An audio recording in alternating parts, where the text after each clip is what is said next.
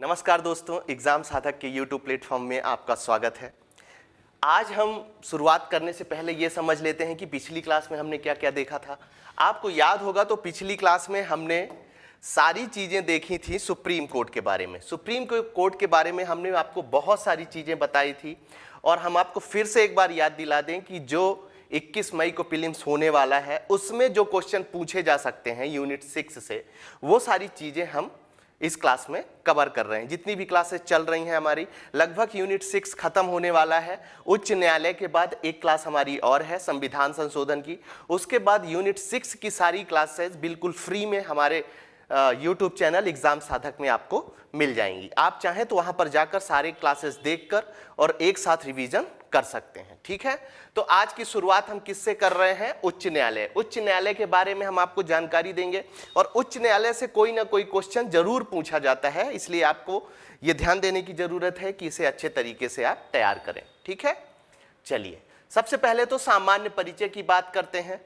सामान्य परिचय क्या है कि राज्यों की न्यायिक प्रशासन में, किसमें? राज्यों की न्यायिक प्रशासन में उच्च न्यायालय की स्थिति शीर्ष पर होती है। ठीक है, जिस प्रकार पूरे जब भारत की बात की जाती है तो सबसे ऊपर स्थित किसकी होती है? तो सुप्रीम कोर्ट की होती है। उसी तरह जब उच्च न्यायालय की बात की जाती है तो राज्यों में जो न्यायिक स्थिति होती है, ठीक है, उस हिसाब से उच्च न्यायालय की स्थिति सबसे उच्च होती है।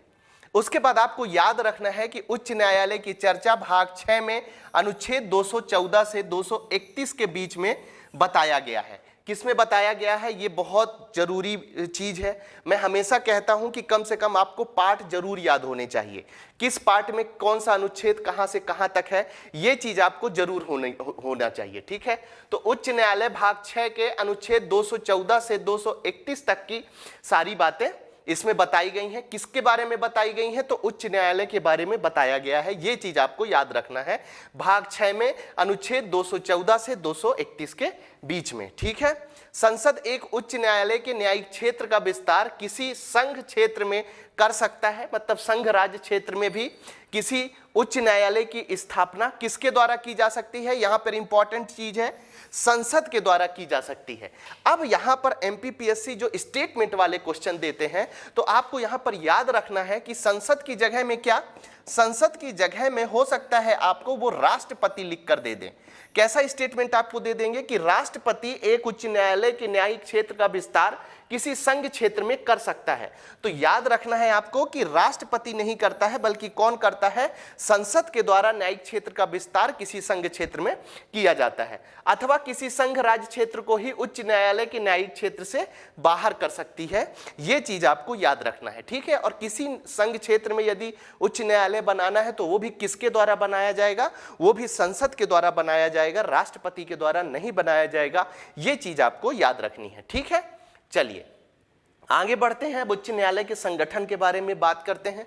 प्रत्येक उच्च न्यायालय में एक मुख्य न्यायाधीश और उससे अन्य न्यायाधीश जितने राष्ट्रपति नियुक्त करें हो सकते हैं। संगठन में यदि बात करें तो एक उच्च न्यायालय में एक मुख्य न्यायाधीश होगा, ठीक है, और उसके अलावा अन्य न्यायाधीश होंगे। लेकिन कितने अन्य न्यायाधीश होंगे? यहां पर सीधा सा मतलब यह है कि एक जो है वो मुख्य chief justice of any state, जैसे chief justice of Madhya Pradesh, वो होंगे। उसके अलावा अन्य न्यायाधीश इसके अंतर्गत शामिल किए जाएंगे। ठीक है, अन्य न्यायाधीश इसके अंतर्गत शामिल किए जाएंगे। लेकिन इन अन्य न्यायाधीश की संख्या कितनी होगी? ठीक है, संख्या कितनी होगी ये डिसाइड करने का काम किसका है? तो आपको याद रखना है, ये डिसाइड करने का काम राष्ट्रपति को है। ठीक है, किसको है? राष्ट्रपति को है। अब यहां पर फिर से आपको कंफ्यूजन पैदा करने के लिए एमपीपीएससी क्या लिख सकता है? तो राष्ट्रपति की जगह में वो संसद लिख सकता है। ठीक है, कि संसद के द्वारा किसी भी राज्य में उच्च न्यायाधीशों की संख्या निर्धारित की जा सकती है। ठीक है, तो आपको याद रखना है कि यहां पर राष्ट्रपति नहीं है, राष्ट्रपति है जबकि संसद नहीं है। तो आपको समझ में आ रहा है ना कि कहां कहां पर शब्द गलत हो सकते हैं, किन प्रश्नों में जो स्टेटमेंट वाले क्वेश्चन होंगे। स्टेटमेंट वाले क्वेश्चनों से आप मतलब समझ पा रहे हैं क्या होता है? स्टेटमेंट का मतलब यह होता है कि जैसे ये क्वेश्चन हो गया, ये पूरा आपसे क्वेश्चन पूछ लिया जाएगा। क्वेश्चन के बाद क्या होगा, वो संख्या स्टेटमेंट दे देंगे, एक स्टेटमेंट दे देंगे, दो स्टेटमेंट दे देंगे, तीन स्टेटमेंट दे देंगे, ठीक है। उसके बाद वो सब ऑप्शंस देते हैं। सब ऑप्शंस में क्या लिख देंगे, ए में लिख देगा केवल एक सही है, बी में क्या लिख देगा, एक और दो सही है, सी में क्या लिख देगा, एक दो तीन, तीनों सही है, ठीक है, और डी में क्या लिख देगा, इन तीनों में से कोई भी सही नहीं है। तो ये स्टेटमेंट वाले क्वेश्चन होते हैं, और जो स्टेटमेंट वाले क्वेश्चन होते हैं उसमें जो कंफ्यूजन पैदा किया जाता है वो इसी तरह छोटे छोटे शब्दों के माध्यम से किया जाता है। इसीलिए मैं बड़े अच्छे से आपको ये एक्सप्लेन करके बता रहा हूं कि इन चीजों को आपको ध्यान में रखना है, ठीक है। चलिए आगे बढ़ते हैं, अब नियुक्ति की बात करते हैं। नियुक्ति किसकी, नियुक्ति जो उच्च न्यायालय है उसके मुख्य न्यायाधीश और अन्य न्यायाधीशों की। तो सबसे पहले तो आपको याद रखना है कि नियुक्ति राष्ट्रपति द्वारा की जाएगी। एक सिंपल क्वेश्चन आपसे पूछा जा सकता है कि नियुक्ति किसके द्वारा की जाएगी, हाई कोर्ट के न्यायाधीशों की, तो राष्ट्रपति के द्वारा की जाएगी। साथ ही आपको याद रखना है कि मुख्य न्यायाधीश की नियुक्ति राष्ट्रपति द्वारा भारत के मुख्य न्यायाधीश एवं संबंधित राज्य के राज्यपाल से परामर्श के बाद की जाएगी, ठीक है। फिर से इस स्टेटमेंट को थोड़ा सा ध्यान से सुनिए और समझने की कोशिश करिए कि मैं क्या बोलने की कोशिश कर रहा हूं। यदि एक सिंपल क्वेश्चन आपसे पूछा जाए, ठीक है, क्या पूछा जाए कि हाई कोर्ट के chief justice of high court, ठीक है, और जो अन्य जस्टिस होते हैं इनकी नियुक्ति किसके द्वारा की जाती है, तो आपको वहां पर क्या टिक करना है कि राष्ट्रपति के द्वारा की जाती है। मगर ऐसे ही राष्ट्रपति नियुक्ति नहीं कर देते हैं, वो क्या करते हैं, मुख्य न्यायाधीश की नियुक्ति राष्ट्रपति द्वारा भारत के मुख्य न्यायाधीश, ठीक है, जो भारत के मुख्य न्यायाधीश होंगे और संबंधित राज्य के राज्यपाल के परामर्श के बाद ही चीफ जस्टिस ऑफ स्टेट, मतलब जैसे chief justice of Madhya Pradesh की नियुक्ति करनी है तो वो जो राष्ट्रपति किससे सलाह लेंगे, मुख्य न्यायाधीश से सलाह लेंगे और राज्यपाल से, ठीक है। उसके अलावा चीफ जस्टिस के अलावा जो अन्य न्यायाधीशों की नियुक्ति करनी है उसमें क्या करेंगे वो कि मुख्य न्यायाधीश तो सलाह देंगे ही, राज्यपाल सलाह देंगे ही, साथ में उस उच्च न्यायालय के मुख्य न्यायाधीश भी सम्मिलित हो जाएंगे सलाह देने में, ठीक है। उच्च न्यायालय के मुख्य न्यायाधीश भी सम्मिलित हो जाएंगे जो राष्ट्रपति को सलाह देंगे। तो ये चीज थोड़ा सा आपको याद रखना है, ठीक है। अब चलिए न्यायाधीशों की योग्यताओं के बारे में बात कर लेते हैं कि कौन कौन सी ऐसी योग्यता जरूरी है कि वो chief justice of high court या हाई कोर्ट के जस्टिस बन सकते हैं। तो अब फिर से स्टेटमेंट वाले जो क्वेश्चन आते हैं उसमें कैसा कंफ्यूजन पैदा कर सकते हैं।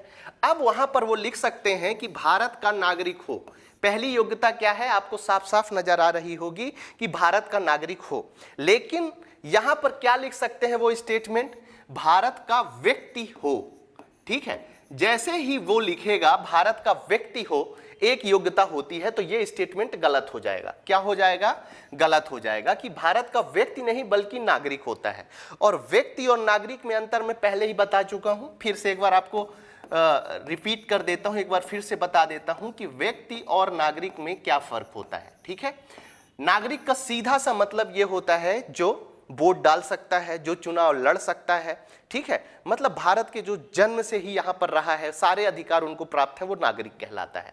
व्यक्ति कौन होता है, व्यक्ति वो होता है कि अब जैसे कोई व्यक्ति इसरो में काम करने के लिए अमेरिका से कहां आ गया, इसरो में काम करने के लिए, ठीक है, यहां पर वो अपना पूरा जीवन यापन कर रहा है, लेकिन अभी भी उसको भारत की नागरिकता, वो नागरिक नहीं बना हुआ है, वो व्यक्ति के रूप में भारत में रह रहा है। जैसे जब फंडामेंटल राइट्स में पढ़ा रहा था तो वहां पर बहुत अच्छे से मैंने आपको एक्सप्लेन किया था कि क्या अंतर होता है व्यक्ति और नागरिक के बीच में, तो ये चीज आपको समझ के रखना है, ठीक है। उसे भारत के न्यायिक कार्यों में 10 वर्ष का अनुभव प्राप्त हो। कितने वर्ष का, भारत के न्यायिक कार्यों में 10 वर्ष का अनुभव प्राप्त हो, या उच्च न्यायालय में लगातार 10 वर्ष तक का अधिवक्ता रह चुका हो। कितना, उच्च न्यायालय में लगातार 10 वर्ष तक का अधिवक्ता रह चुका हो। और विशेष बात क्या है कि संविधान में उच्च न्यायालय के न्यायाधीश की नियुक्ति के लिए कोई न्यूनतम आयु सीमा निर्धारित नहीं की गई थी। कल जब मैं आपको सुप्रीम कोर्ट के बारे में बता रहा था तो वहां पर भी मैंने इस चीज को एक्सप्लेन किया था कि हमारे संविधान में उच्च न्यायालय के न्यायाधीशों की नियुक्ति के लिए कौन सी न्यूनतम आयु होती है, इसका किसी भी तरह से चर्चा नहीं की गई है। अब यहां पर जब एमपीपीएससी आपको गलत स्टेटमेंट देगा तो वो कैसा दे सकता है, गलत स्टेटमेंट ऐसा दे सकता है एमपीपीएससी कि उच्च न्यायालय की न्यायाधीश की नियुक्ति की आयु सीमा संविधान में उल्लेखित है। ठीक है, इस तरह से वो आपको गलत स्टेटमेंट देंगे, लेकिन वो जो ट्रैप करने वाले हैं उस ट्रैप में अपने को फंसना नहीं है, वहां से बच के निकल जाना है, ये चीज आपको ध्यान रखनी है। ठीक है, चलिए आगे बढ़ते हैं और बात करते हैं कि संविधान में सुप्रीम कोर्ट के विपरीत प्रख्यात न्यायविदों को उच्च न्यायालय का न्यायाधीश नियुक्त करने का कोई प्रावधान नहीं है। कल की क्लास में आपने देखा होगा कि जब हम सुप्रीम कोर्ट के chief justice of supreme court और अन्य न्यायाधीशों की नियुक्ति की बात कर रहे थे, कहां पर, सुप्रीम कोर्ट में, तो वहां पर जो या वाला मैंने चीजें लिखी थी कि ये हो सकता है, योग्यता के बारे में जब हम पढ़ रहे थे तो उसमें यदि 10 वर्ष का कोई ऐसा न्यायविद जिसे न्याय से संबंधित अच्छी खासी जानकारी है तो राष्ट्रपति के द्वारा उसे भी सुप्रीम कोर्ट में एज अ जज अपॉइंट किया जा सकता है। ठीक है, तो लेकिन इस तरह का मतलब ये जो न्यायविद वाली बात है ये हाई कोर्ट में नहीं दी हुई है। ठीक है, हाई कोर्ट के न्यायाधीशों में ये चीज लागू नहीं होती है। तो यहां पर हमें ये चीज याद रखना है, क्या याद रखना है कि हो सकता है वो आपको लिख दें कि नियुक्ति से संबंधित न्यायविद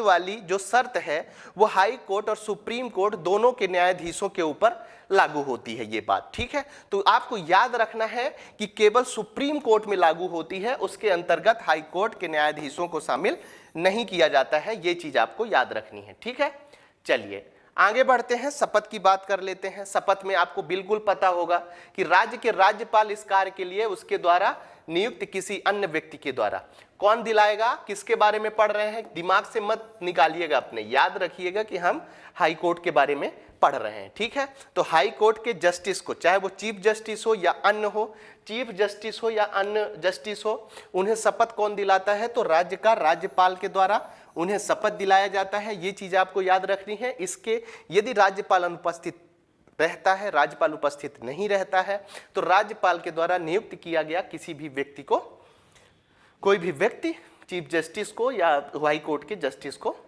क्या दिला सकता है, शपथ दिला सकता है। ये चीज आपको याद रखना है।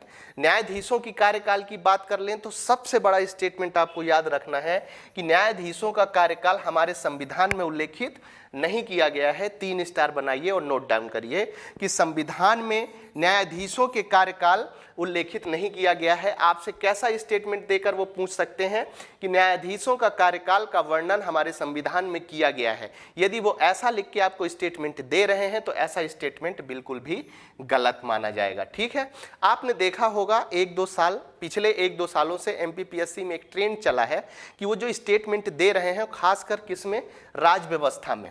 राज व्यवस्था के अंतर्गत कौन कौन सा है, यूनिट 5 में जो मध्य प्रदेश की राज व्यवस्था की बात की गई है उसमें, ठीक है, यूनिट 5 में, और यूनिट 6 में जिसमें भारत की राज व्यवस्था की बात की गई है उसमें जो क्वेश्चन आ रहे हैं वो मैक्सिमम स्टेटमेंट वाले दे रहे हैं। थोड़ा सा डीप क्वेश्चन पूछे जा रहे हैं। डीप क्वेश्चन इसलिए पूछे जा रहे हैं क्योंकि अब वो नए पैटर्न के तरीके से, नए सोच के तरीके वाले व्यक्तियों को वो अंदर करना चाह रहे हैं, इसलिए ऐसे क्वेश्चन पूछे जा रहे हैं। फिर भी एक अधिनियम में न्यायाधीशों की उम्र कितनी निर्धारित की गई है, तो न्यायाधीशों की उम्र 62 वर्ष निर्धारित की गई है। ये चीज आपको याद रखना है। ठीक है, चलिए आगे बढ़ते हैं। न्यायाधीशों को हटाना, मैंने अच्छे तरीके से जब सुप्रीम कोर्ट के बारे में आपको चीजें बता रहा था, सुप्रीम कोर्ट के बारे में चीजें पढ़ा रहा था, तो वहां पर मैंने आपको बताया था कि सुप्रीम कोर्ट के न्यायाधीशों को किस तरह से निष्कासित किया जाता है। ठीक है, महाभियोग शब्द का इस्तेमाल याद रखना है आपको। महाभियोग शब्द का इस्तेमाल केवल राष्ट्रपति के लिए किया गया है। किसके लिए किया गया है, केवल राष्ट्रपति के लिए किया गया है। ये चीज आपको याद रखिएगा। सुप्रीम कोर्ट के न्यायाधीश या जो अन्य न्यायाधीश होते हैं उनको कैसे हटाया जाता है, तो उनको कैसे हटाया जाता है, तो आपको याद रखना है कि जैसे सुप्रीम कोर्ट के न्यायाधीश, और उसकी पूरी प्रक्रिया का एक्सप्लेन मैंने किया है। ठीक है, वेतन और भत्ते किसके द्वारा निर्धारित किए जाते हैं, उच्च न्यायालय के न्यायाधीशों के वेतन और भत्ते किसके द्वारा निर्धारित किए जाते हैं, तो आपको याद रखना है कि वेतन और भत्ते संसद के द्वारा निर्धारित होते हैं। किसके द्वारा निर्धारित होते हैं, संसद के द्वारा वेतन और भत्ते निर्धारित किए जाते हैं। ये चीज भी आपको याद रखने वाली चीज है। ठीक है, चलिए आगे बढ़ते हैं और बात करते हैं कि उच्च न्यायालय का न्याय क्षेत्र एवं शक्तियां क्या क्या है। सबसे पहले तो वहां पर हमने क्या देखा था, मूल क्षेत्राधिकार के बारे में पढ़ा था। किसके मूल क्षेत्राधिकार के बारे में हमने किसमें पढ़ा था? जब हम सुप्रीम कोर्ट के क्षेत्राधिकार के बारे में पढ़ रहे थे तो वहां पर हम मूल क्षेत्राधिकार के बारे में हमने पढ़ा था। अब हम उच्च न्यायालय के किसके प्रारंभिक क्षेत्राधिकार के बारे में पढ़ते हैं। किसके बारे में पढ़ते हैं? प्रारंभिक क्षेत्राधिकार के बारे में पढ़ते हैं। ठीक है, अब प्रारंभिक क्षेत्राधिकार के अंतर्गत कौन कौन सी चीजें आती हैं वो चीज थोड़ा सा आपको याद रखना है। ठीक है, प्रारंभिक क्षेत्राधिकार के अंतर्गत वसीयत, विवाह, तलाक, कंपनी कानून, न्यायालय की अवमानना, ये सारी चीजें किसके अंतर्गत आती हैं? प्रारंभिक क्षेत्राधिकार के। हो सकता है आपसे पूछ ले कि उच्च न्यायालय के निम्नलिखित में से उच्च न्यायालय के प्रारंभिक क्षेत्राधिकार के अंतर्गत आने वाले विषय कौन से हैं। ठीक है, ऐसा लिख के वो आपसे पूछ सकते हो। नीचे 3 स्टेटमेंट दे देंगे और फिर सब ऑप्शन दे देंगे। ए 1 और 2 आते हैं, बी में 2 और 3 आते हैं, 3 में 3 और 4 आते हैं और 4 में सभी आते हैं। ऐसा वो आपको दे सकते हैं, इसलिए इसको याद रखना जरूरी है। वसीयत, विवाह, तलाक, कंपनी कानून, न्यायालय की अवमानना, ये सारी चीजें प्रारंभिक क्षेत्राधिकार के अंतर्गत आती हैं। उसके बाद संसद सदस्यों और राज्य विधानमंडल सदस्यों के निर्वाचन से संबंधित जो विवाद होता है। ठीक है, कौन कौन? संसद सदस्यों या राज्य विधानमंडल सदस्यों के निर्वाचन से संबंधित जो बात होती हैं वो प्रारंभिक क्षेत्राधिकार के अंतर्गत आती हैं। अब यहाँ पर आपको गलत स्टेटमेंट देकर क्या धोखा दे सकता है एमपीपीएससी? हो सकता है कि वो लिख दे कि केवल राज्य विधानमंडल सदस्यों के निर्वाचन संबंधी विवाद होते हैं। तो आपको याद रखना है कि संसद सदस्यों और राज्य विधानमंडल सदस्यों दोनों से संबंधित बातें इसके अंतर्गत आती हैं। ठीक है, उसके बाद राजस्व मामले, राजस्व संग्रहण के लिए बनाए गए किसी अधिनियम अथवा आदेश के संबंध में जो भी चीज हो गया इसके अंतर्गत उसको शामिल किया जाता है। नागरिकों के मूल अधिकारों के प्रवर्तन के संबंध में ये चीजें किसके अंतर्गत आती हैं? तो आपको याद रखना है प्रारंभिक क्षेत्राधिकार के अंतर्गत आती हैं। ठीक है, तो यहां तक की चीजें क्लियर हैं। चलिए आगे बढ़ते हैं, रिट क्षेत्राधिकार की बात करते हैं। रिट क्षेत्राधिकार किस में बोला गया है? तो रिट क्षेत्राधिकार अनुच्छेद 226 में है। दिमाग में जोर डालिए, जब हम सुप्रीम कोर्ट की बात कर रहे थे तो वहां पर रिट क्षेत्राधिकार मैंने किस अनुच्छेद में आपको बताया था? याद करिए, तो उस समय हमने रिट क्षेत्राधिकार के बारे में आपको आर्टिकल 32 के बारे में बताया था। किसके बारे में बताया था? आर्टिकल 32 के बारे में बताया था। तो यहां पर यह चीज आपको याद रखना है कि आर्टिकल 226 हाई कोर्ट के बारे में रिट जारी करता है और आर्टिकल 32 जो है वो किसके बारे में? तो सुप्रीम कोर्ट के बारे में रिट जारी करने की शक्ति रखता है। ये बात आपको याद रखनी है। ठीक है, अब 226 में क्या होता है? तो उच्च न्यायालय नागरिकों के मूल अधिकारों के प्रवर्तन के साथ साथ या अन्य किसी उद्देश्य के लिए 5 रिट जारी कर सकता है।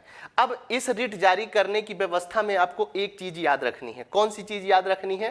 कि सुप्रीम कोर्ट जो है वो केवल नागरिकों के मूल अधिकारों से संबंधित विषयों पर ही अपना रिट जारी कर सकता है। किसमें जारी कर सकता है रिट? केवल मूल अधिकारों के, किसमें? नागरिकों के मूल अधिकारों के प्रवर्तन से संबंधित विषय पर ही जारी कर सकता है। यहां पर आपको सुप्रीम कोर्ट की रिट जारी करने और हाई कोर्ट की रिट जारी करने की जो पद्धति होती है उसमें अंतर समझ लेना बहुत जरूरी है, क्योंकि आपसे पूछा जा सकता है। आर्टिकल 32 के तहत सुप्रीम कोर्ट के द्वारा जो रिट जारी की जाती है वो केवल मूल अधिकारों की जब अवहेलना होती है, मूल अधिकार जब इन्फ्रेंज होते हैं, फंडामेंटल राइट्स जब इन्फ्रेंज होते हैं, केवल तब जारी की जाती है। जबकि आर्टिकल 226 के तहत हाई कोर्ट के द्वारा जो 5 रिट जारी की जाती हैं उसमें आपको याद रखना है कि ये मूल अधिकार तो सम्मिलित हैं, इनके अलावा जो अन्य विषय होते हैं उसमें भी उच्च न्यायालय के द्वारा रिट जारी की जा सकती है। तो ये चीज आपको याद रखनी है रिट क्षेत्राधिकार से संबंधित जो मैं बातें कर रहा हूं। ठीक है, अपीली क्षेत्राधिकार की बात कर लें तो दीवानी मामले में, आपराधिक मामले में भी अपीली क्षेत्राधिकार में ये रखते हैं। उसके बाद अधीनस्थ न्यायालयों पर नियंत्रण की बात कर लें। किस पे? अधीनस्थ न्यायालयों पर नियंत्रण।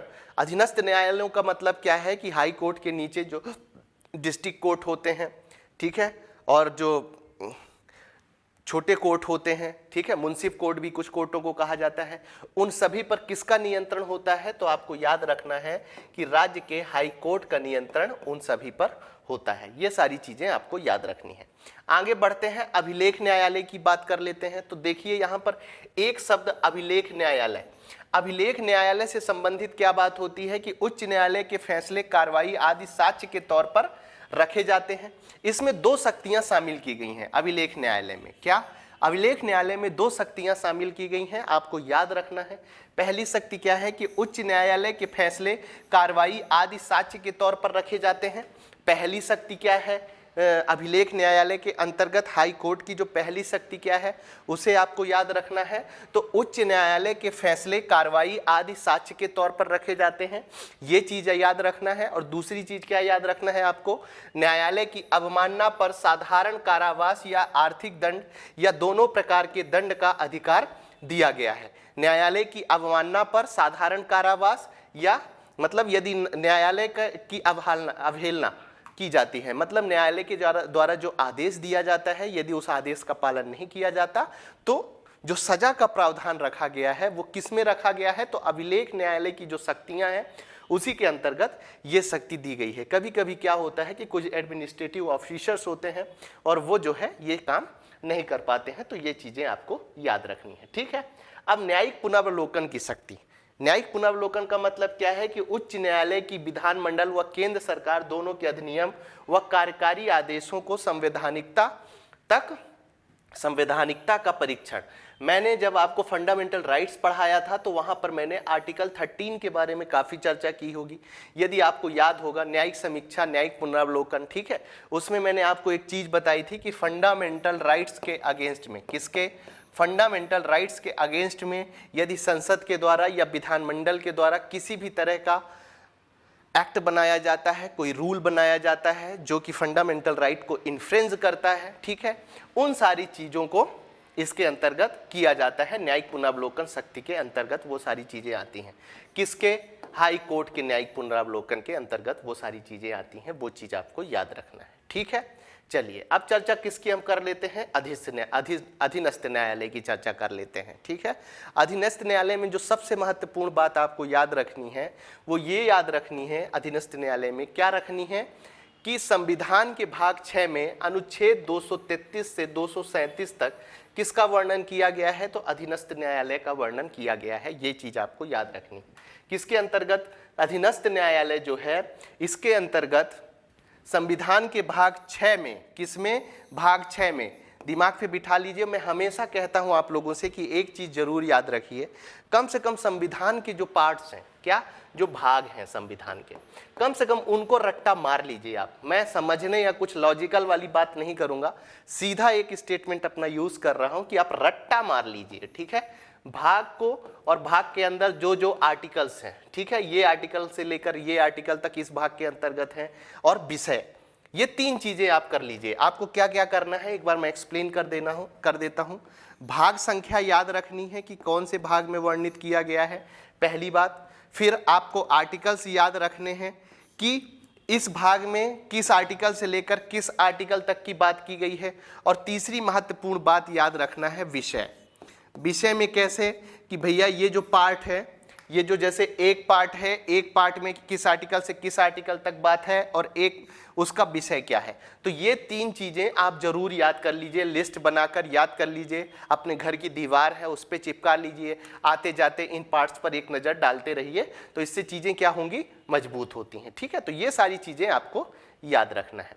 चलिए आगे बढ़ते हैं। जिला न्यायाधीश की नियुक्ति, कभी कभी क्वेश्चन पूछ लेता है कि जिला न्यायाधीशों की नियुक्ति कैसे होती है, तो आपको याद रखना है कि जिला न्यायाधीशों की नियुक्ति पद स्थापना और पदोन्नति राज्यपाल के द्वारा की जाती है, ठीक है, राज्यपाल के द्वारा की जाती है। पहली बात तो आपको ये याद रखना है, यदि आपसे पूछा जाए कि जिला न्यायाधीशों की नियुक्ति कौन करता है, तो जिला न्यायाधीशों की नियुक्ति राज्यपाल के द्वारा की जाती है, ये बात आपको याद रखनी है। दूसरी महत्वपूर्ण बात क्या याद रखनी है कि राज्य के उच्च न्यायालय के परामर्श से की जाती है। ये भी बहुत महत्वपूर्ण बात है कि जिला न्यायाधीशों की नियुक्ति कैसे की जाती है, कौन करता है, तो जिला न्यायाधीशों की नियुक्ति राज्यपाल करता है, और राज्यपाल राज्य के उच्च न्यायालय के परामर्श से, मतलब उच्च न्यायालय के परामर्श से मतलब उच्च न्यायालय का जो मुख्य न्यायाधीश है उसके परामर्श से राज्यपाल के द्वारा नियुक्ति की जाती है जिला न्यायाधीशों की, ठीक है। तो ये बात भी आपको याद रखनी है। चलिए आगे बढ़ते हैं, जिला न्यायाधीशों की योग्यताओं के बारे में बात करते हैं। सरकार में किसी सरकारी सेवा में कार्यरत ना हो उस व्यक्ति को जिला न्यायाधीश बनाया जा सकता है।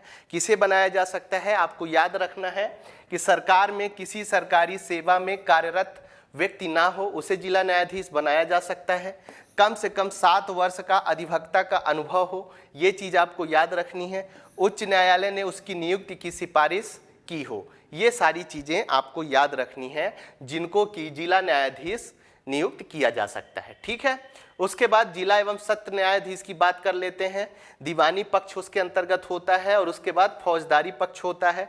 अधीनस्थ न्यायाधीश का न्यायालय होता है दीवानी में। मुख्य न्यायिक दंडाधिकारी का न्यायालय किसमें होता है, तो फौजदारी न्यायालय में, फौजदारी पक्ष में होता है। ठीक है, ये इसी का स्टेटमेंट है कि मुख्य न्यायिक दंडाधिकारी का न्यायालय किसके अंतर्गत होता है, तो फौजदारी न्यायालय के अंतर्गत होता है।